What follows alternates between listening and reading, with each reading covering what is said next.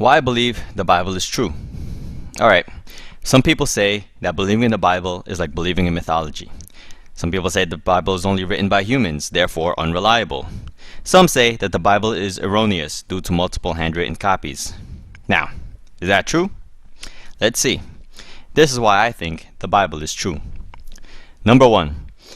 39 different writers from different time eras and generations of 1500 years apart from different cultures, continents, languages, educational backgrounds, occupations.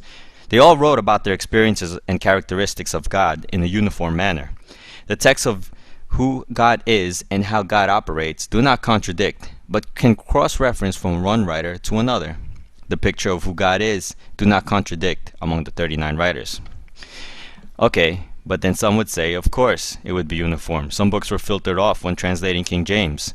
Well, you can filter off all of them and have only 2 to 3 writers and their testimonies about experiencing God, and any cross-referential commonality between at least 2 writers would judicially be considered a valid account. But the Bible has at least 39. The picture of who God is and acts in Genesis doesn't contradict how Jesus acted or will act in Revelation. Number 2. The Bible contains the most humanistically impossible fulfilled prophecies. While most people make vague predictions like Nostradamus, biblical predictions are more specific and documented to have occurred. Here's just a few. A. The birthplace of Jesus. It was written in 700 BC that Jesus would be born in Bethlehem. Who knew that Bethlehem would still exist 700 years from now? Who knew if New York or Tokyo would still be around 700 years from today? B.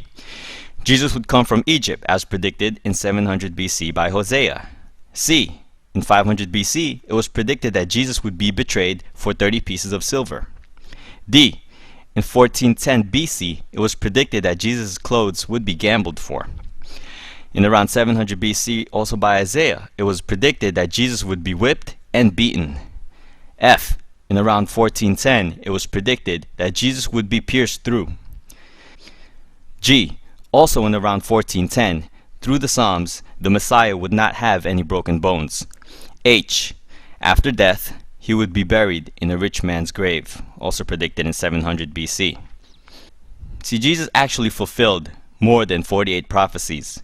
The chances of filling just 8 of those prophecies, such as those mentioned above, by any human would be 10 to the 17th power. That's like the chances of filling the entire area of Texas with 2 feet of silver dollars, marking one coin, randomly dropping it anywhere in Texas, blindfolding a person, and then have that person randomly choose one coin, and that one coin would be the marked one.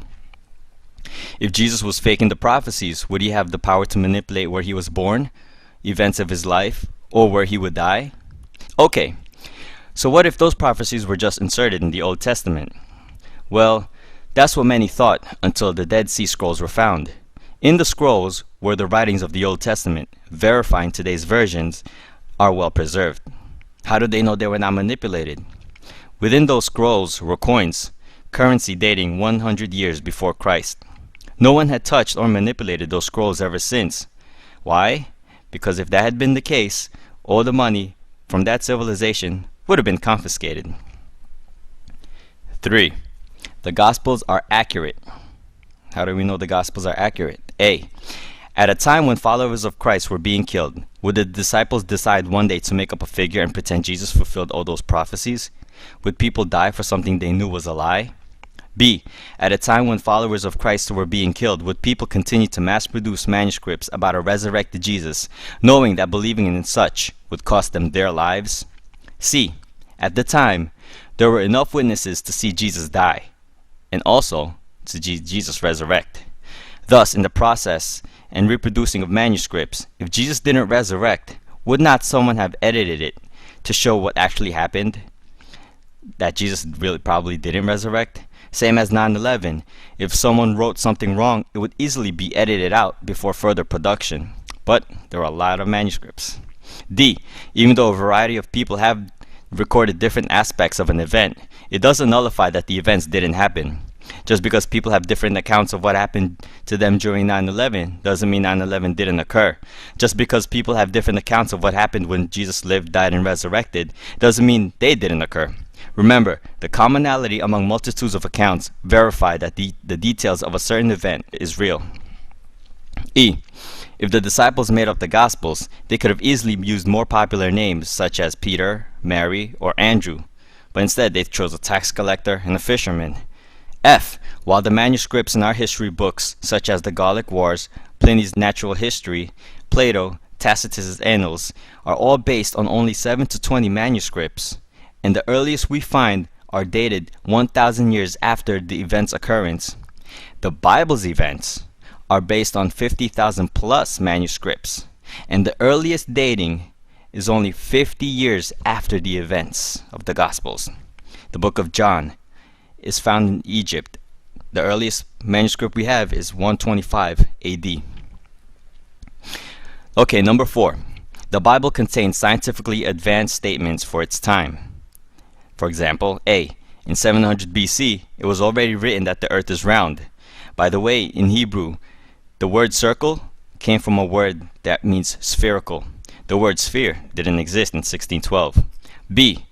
In 2000 BC, it was already written that the earth hangs on nothing and sits on nothing, while some people believed Atlas or an elephant carried the earth. C. In 600 BC, Jeremiah already wrote that the stars are innumerable.